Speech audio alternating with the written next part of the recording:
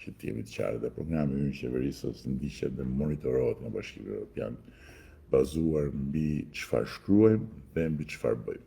Edhe për atë që shkruajmë, nga njëherë kemi me njëherë vërejtjen që të mos shkojmë më tutje, sepse nuk përputhet për shembull me një rregull apo me një normë të familjes ku duan bashkohemi, e kupton? Dhe nëse do të shohësh më shumë për programin tonë qeverisës, ke këtu në këtë faqe pin to the top, e ke në krye të faqes gjithë atë postimin ku janë shumë nga piketat e programit tonë qeverisës. Dignitetin nuk e jep pasaporta europiane për mirëqenie e shtetit ku jeton. Jam pjesërisht dakord, sepse shkojnë të dyja bashkë.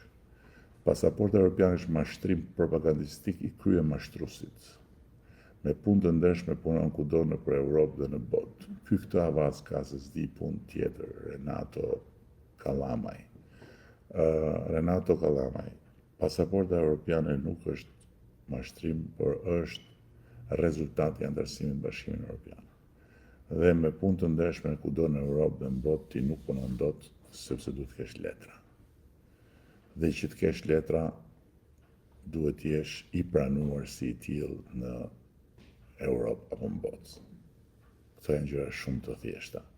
Ndërsa për sa i përket zanatit tim që ngel pa punë, po nuk fitova zgjedhjet, unë në fakt e vetmja gjë që kam shumë të sigurt është që kam plot gjëra të tjera që dua të bëj.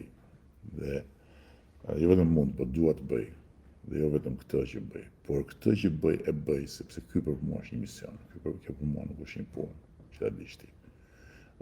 Se po të mos ishte mision, unë nuk do humbisja asnjë sekond duke komunikuar me dikë si ti në këtë rast që sham edhe por respektoj edhe ty, sepse je një nga forcat, një nga qelizat e organizmit gjallë të vendit. Dhe në këtë mision e kam për detyrë të komunikoj edhe me ty. Dhe të pranoj edhe sharjet e tua.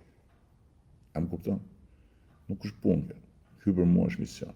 Dhe jam në këtë mision për të bërë pikërisht atë që kam thënë dhe që po e përsëris për ditë e për ditë.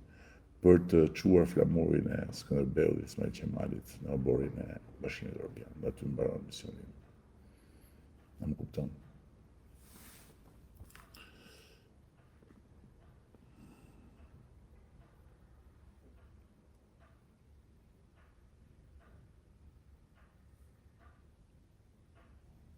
Duke ditur me saktësi se pjesa më e madhe të punësuarve në sektorin privat sigurohen mbi bazën e pagës minimale, kjo është pjesërisht e vërtetë gëzim, sepse fjalë e vërtetë, sepse e vërteta është që ka një rritje të ndjeshme të nivelit të deklarimit të pagave, siç ka një rritje të ndjeshme të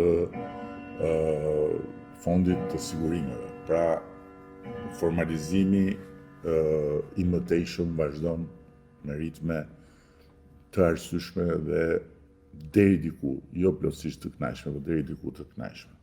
Kështu që jemi në proces. Dhe duke qenë se sot pas pak në 9:30 më duhet pres shefin e diplomacisë europiane Kaja Kallas, e cila vjen në Shqipëri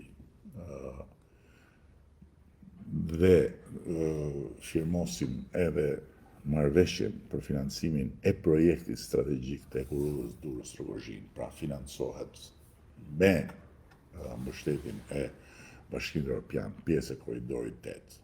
Për ata që nuk e dinë pse na duhet Bashkimi Evropian, më duhet që ta ndërpres këtu këtë sy. Besoj që u thanë një pjesë e mirë e gjërave dhe u konfrontuan, besoj një pjesë shumë përfaqësuese e zëdhënësve të kënetës politike, mediatike në rrjetin tonë social. Dhe